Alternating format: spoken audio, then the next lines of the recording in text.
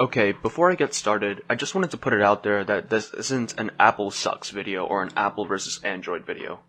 While I will sometimes be criticizing Apple and comparing it to Android, that isn't the point of this video.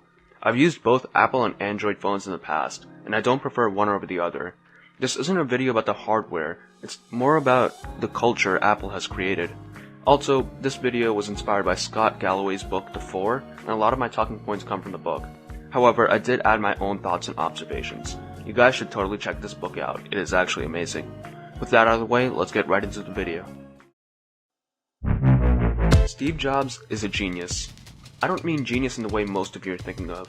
He was a genius in that he was able to create the brand of Apple. And that's a very monumental achievement. He was able to mold a tech company that transcends the tech industry. And even more impressively, he was able to create a company which is able to transcend being a company altogether. This is how Steve Jobs created a religion.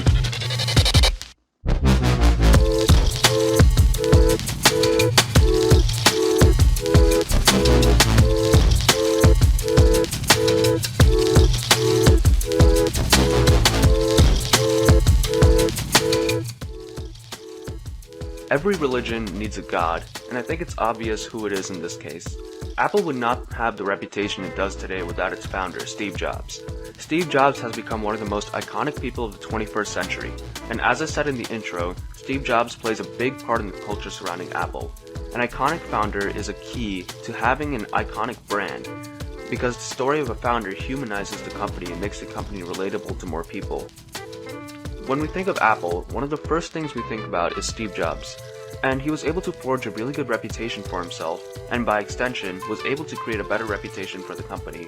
His nonchalant demeanor, exemplified by his turtleneck speeches, has turned him into one of the most beloved CEOs of all time.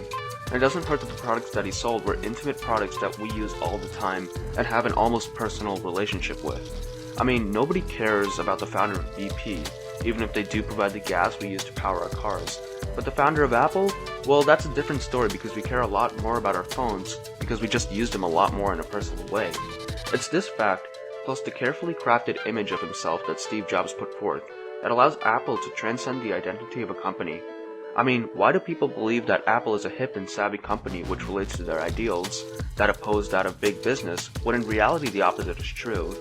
We believe that Steve Jobs was a savvy, innovative, and modern CEO, despite the fact that he's basically what most young millennials hate. He refused to donate to charity, only hired middle-aged white men, bullied his employees and built a toxic culture in the workplace, and even denied child support to his daughter that he abandoned for many years. Did you know some people believe that Steve Jobs was heavily involved in the creation of every Apple product, from the MacBook to the iPad?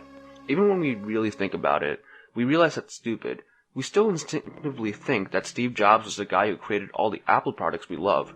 However, this simply isn't true. One example of someone similar is Elon Musk. Yes, Elon Musk is definitely a genius, but people give him credit for pretty much everything all of his companies do.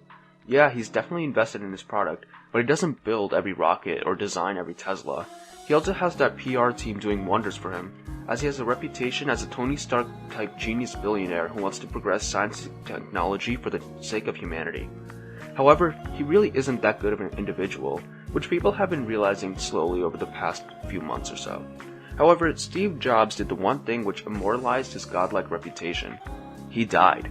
When a famous person dies, usually they are remembered as saint-like figures, as dying basically removes them from the mundanity of everyday life. Look at it. When Steve Jobs died, people held vigils online and in real life for days, with some people even saying that the loss felt like the loss of a personal friend. You ever see those videos of North Koreans bawling their eyes out when their leader dies? Well, this is pretty much the same, except for the fact that the people crying aren't pretending. Alright, even with everything I said, I still do think that Steve Jobs is a very innovative individual who definitely changed our world as we knew it. And he was able to accomplish this because he knew a fundamental fact about people.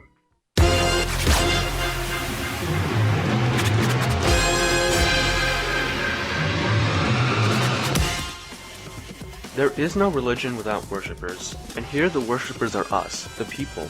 The job of any company is to get people to buy products from their company. In order to do this, the companies have to appeal to possible consumers. There is a whole career devoted to this, marketing.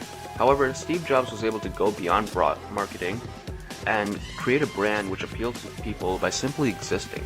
The fundamental truth about people is that we like luxury, or more specifically, we want other people to know that we can afford luxury.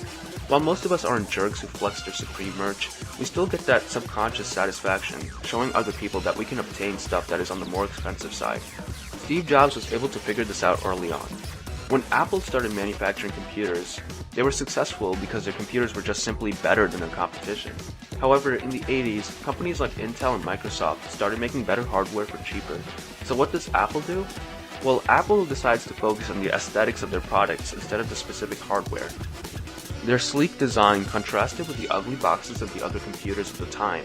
It was then when Apple started to distinguish itself from other companies. And we can come to a conclusion which a lot of people don't really realize. Apple is a fashion company, not a tech company. Fashion companies at the peak of luxury.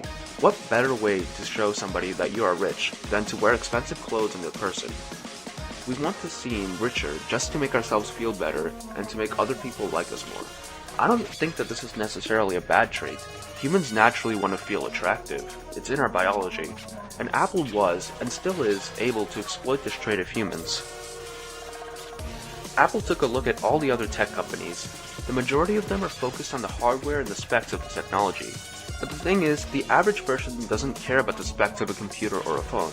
As long as it can connect to the internet, text people, and play games, what's the point of differentiating between all of them? Well, maybe you'll take the one that has a different look than the others.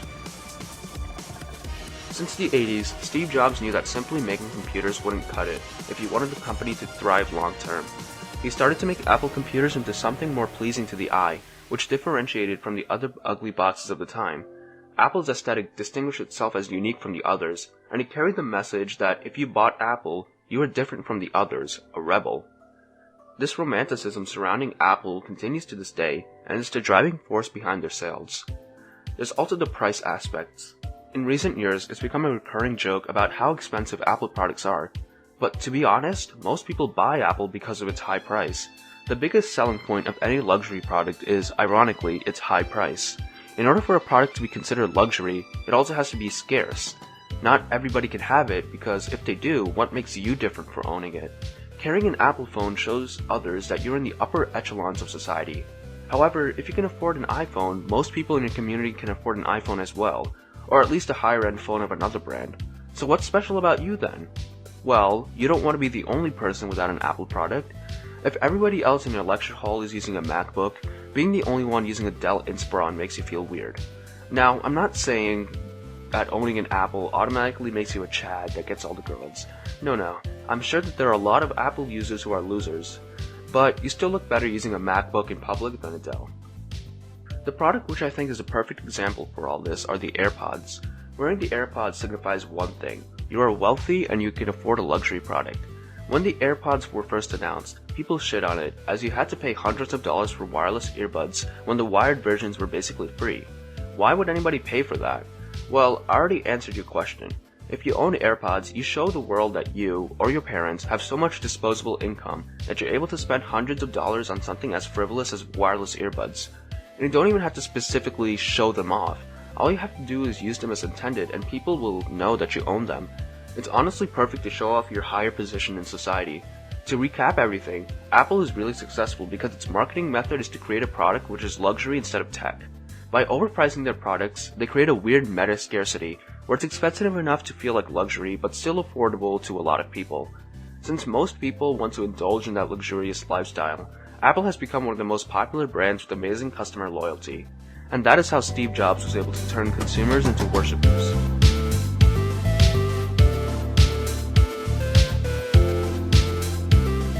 We're not done yet. I need to talk about the temples of this religion, the places of worship. Of course, these temples are the Apple stores which can be found all around the world. Now you may think this isn't important, but it actually really is. With the rise of online retailers like Amazon, many people believe that brick-and-mortar stores will go out of business. However, this is incorrect. While normal retailers like Walmart and Target get hit by Amazon, luxury brand stores will not. That's because with most luxury shopping, the experience of buying it is just as important as the item that you're buying. It's why places like Gucci put so much effort into the look of their stores. They want you to feel as if you're walking into the world of the luxurious. It feels better buying a Coach handbag from one of their physical stores than to simply order it online and have it show up on your porch a week later. Something similar I can compare it to is Toys R Us. Yeah, it's more convenient to order whatever toy you want online, but as a kid, nothing beat walking into that store and being surrounded by a bunch of toys. It was like walking into heaven. We can say the same thing about Apple. Apple is the only tech company with its own dedicated retail store, which helps a lot to push its individual brand. As other tech companies have only just started to open brick-and-mortar stores, but Apple has an almost 2-decade-long head start. The way these stores are built also have a big impact on their brand. Just like Apple products, Apple stores are designed with a sleek and simplistic nature in mind, and the large windows in front make it so that it's easy to see inside of all the juicy products. The store design really emphasizes the fact that it's a high-end luxury store, and usually the locations also show. Look at the most famous Apple store in the world, the one on 5th Avenue, right next to Louis Vuitton and Armani. Yep, don't tell me Apple isn't a fashion company. So, in conclusion, Steve Jobs was a genius. He was able to turn a simple tech company into what is basically a religion with all the people who are loyal to the brand. He was able to do this by tapping into humans' innate attraction to luxury, and as a result, people have a connection to Apple that they don't have with any other company. Apple has become a religion. Thanks for watching, and I'll see you guys next time.